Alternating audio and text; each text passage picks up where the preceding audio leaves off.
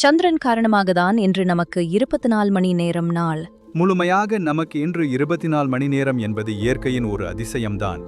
ஆனால் சந்திரன் உருவாகும் முன்பு பூமியின் ஒரு நாள் என்பது மொத்தம் 6 மணி நேரம் மட்டுமே இருந்தது என்பது ஒரு விஞ்ஞான உண்மை.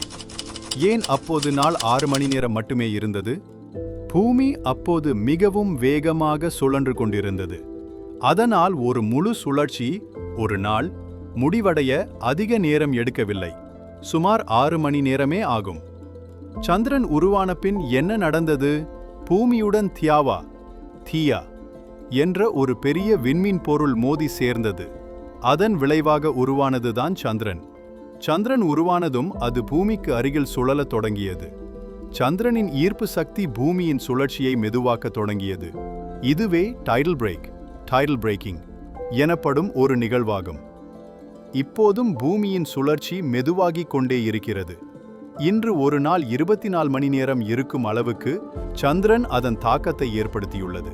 சுருக்கமாகச் சொன்னால், சந்திரன் உருவாவதற்கு முன் பூமி ஒரு நாளுக்கு 6 மணி நேரமே எடுத்தது.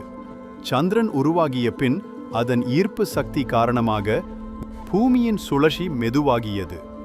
இதனால் இன்று நமக்கு 24 மணி நேரம் ஒரு நாளாக அமைந்துள்ளது.